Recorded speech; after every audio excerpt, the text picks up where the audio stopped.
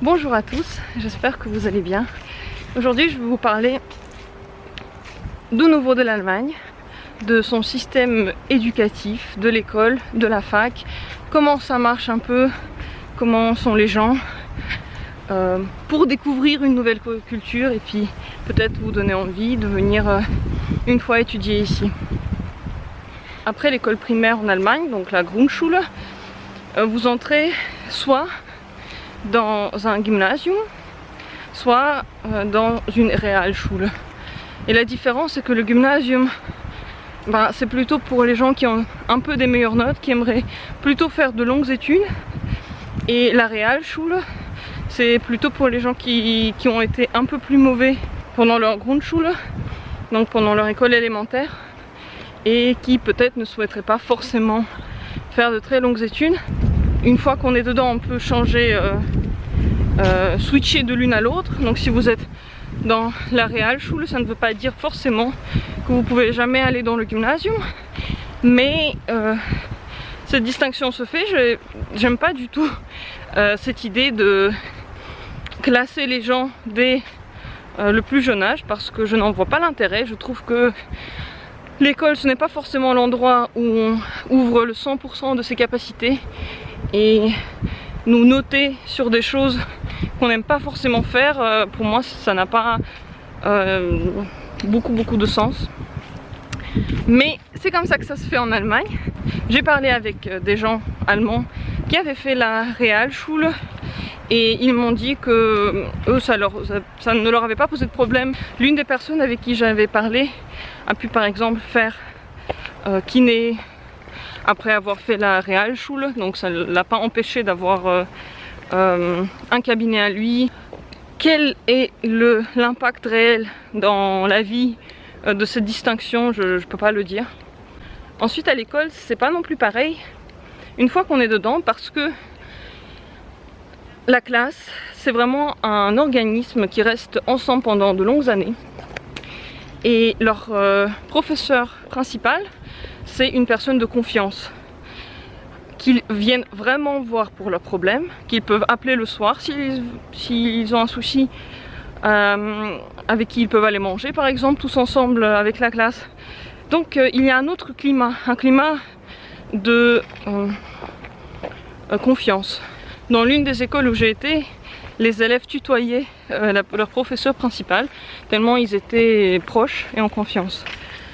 J'étais seulement 2 fois dans 2 écoles différentes pendant 4 mois, donc ce n'est pas non plus représentatif à 100%, mais je vous raconte ce que j'ai vu.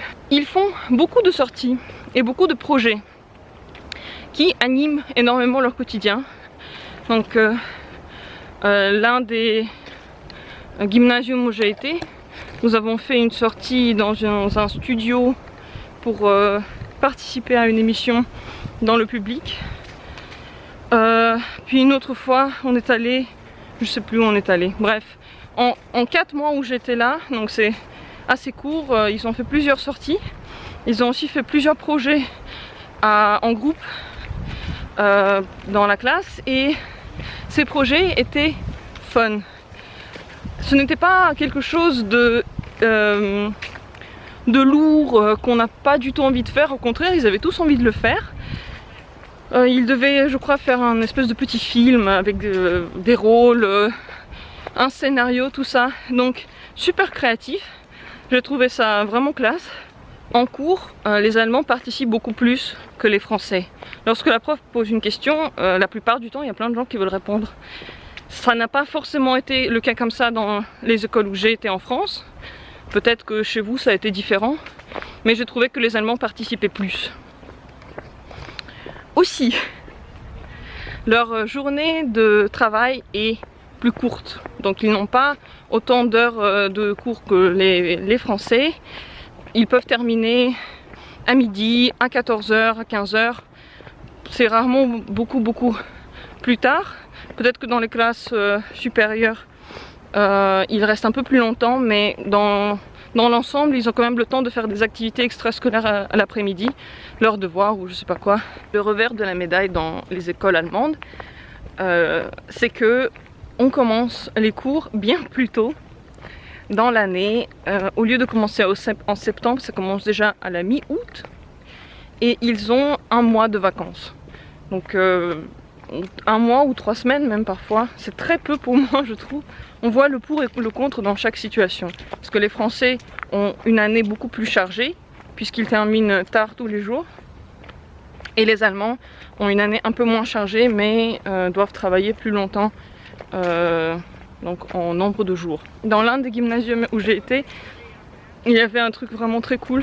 C'est que pendant les pauses, il y avait la radio de l'école. Donc il y avait 2 ou 3 personnes qui s'en occupaient. À chaque pause, ils allaient dans leur salle radio.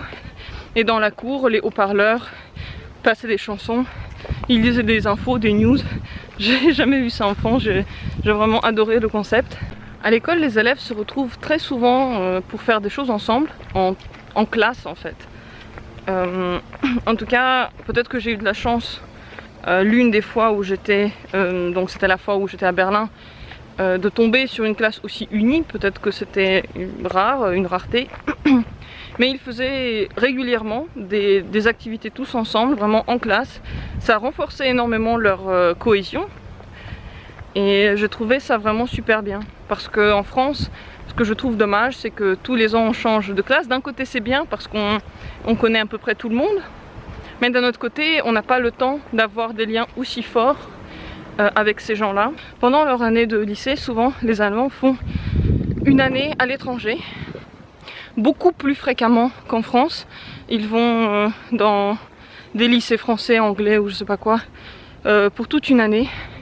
Bien évidemment ils perdent une année ainsi, mais en Allemagne ce n'est pas du tout grave d'avoir 1 an ou 2 ans de plus lorsqu'on va à la fac. C'est pas du tout le critère, et même la plupart des gens ont 1 ou 2 ans de plus qu'en France lorsqu'ils vont à la fac. Tout simplement parce que aussi après l'école, une fois qu'ils ont donc fini la dernière classe, ils font souvent, pour ceux qui ont les moyens, aussi une année à l'étranger. Donc soit pour travailler, soit pour regarder, soit pour étudier quelque chose. Mais l'important c'est vraiment de bouger de chez soi. Et tous ceux qui peuvent le faire le font, parce que pour eux c'est une grande richesse. Et ceux qui ne le font pas sont majoritairement en minorité. À la fac, moi j'étais dans la filière de droit. Donc je vais parler de ce que j'ai vu là-bas. Certaines bases qui ont été mises au lycée restent pendant la fac. Donc par exemple la participation. En cours magistral, il est normal de participer. Certains profs ne veulent que quand on participe, qu'on ne fasse aucune note. Et si vous ne participez pas, comme en cours de l'école, on peut vous demander une réponse. Et la plupart des profs insistent sur le fait qu'ils aimeraient bien le plus de participation possible, parce qu'ils trouvent que c'est comme ça qu'on apprend le mieux. Les Allemands, ils prennent très peu de notes pendant les cours magistraux. Ils lisent la plupart du temps tout ce qui leur manque dans les livres. C'est en fait l'essentiel du cours. Le prof, il ne prend que certains morceaux pour les éclaircir. Peut-être c'est ceux qu'il va aussi mettre dans l'examen. Mais le reste des élèves doivent l'apprendre tout seuls. Et pendant le cours magistral, ils ne sont pas en train de bêtement noter ce que dit le prof. Ils écoutent, ils parlent avec, ils participent, ils réfléchissent. Et la plupart du temps, c'est la manière de faire dans les amphis de droit en tout cas. À la fin du cours, pour dire merci au professeur, on tape sur les tables. Donc avec on fait tac toc toc. C'est une variante des applaudissements pour dire que le cours c'était super. Le programme de la fac de droit, il était aussi très différent. Et là c'est très particulier bien sûr, ce n'est pas du tout le cas comme ça dans toutes les facs, c'est particulier à la fac de droit. En France, on a tendance à faire des dissertations et des commentaires d'arrêt. Et c'est tout. Très rarement on fait des cas pratiques. Et en Allemagne, c'est le cas pratique tout le temps. C'est très rare qu'on n'ait pas un cas pratique. Et la méthode diffère aussi, c'est beaucoup plus libre. Ça doit être pensé en fonction du cas et non pas en fonction d'un modèle qu'on a appris avant. Pourquoi je dis ça? C'est parce qu'en France, on a tendance toujours à imposer un modèle qu'on doit suivre. Je me rappelle même à l'école, lorsque j'étais dans des classes très petites, ils disaient toujours, ah oui c'est ça, ils mettaient au tableau le modèle de copie de contrôle qu'on doit rendre. Donc où doit être écrit le prénom, où doit être écrit le titre et la date. Et ça en Allemagne ils ne le font pas. Vous écrivez votre date où vous voulez. Tout le monde s'en fout complètement. Et ça continue à la faculté. Lorsque vous devez prendre vous-même la décision quel plan vous choisissez pour votre travail, contrairement à la France où par exemple pour la dissertation vous faites 2 parties de sous-parties, pour le commentaire d'arrêt vous faites 2 parties de sous-parties et ensuite 2 sous-parties de sous-parties dans chaque sous-partie. Et si vous ne faites pas ça, c'est pas bien. Donc quand les Allemands, il y a des Allemands donc, dans notre faculté qui sont arrivés pour faire l'échange, ils sont arrivés en France et on leur a expliqué ce système de parties et de sous-parties, ils étaient complètement perdus, ils ne savaient pas comment faire, ils avaient du mal à rentrer dans ces cases qu'on nous impose. Et vice versa, c'était exactement pareil pour les Français qui avaient du mal de sortir de leur case lorsqu'on leur a expliqué en Allemagne par exemple que pour leur cas pratique ils doivent eux-mêmes créer un plan qui va être harmonieux avec le problème.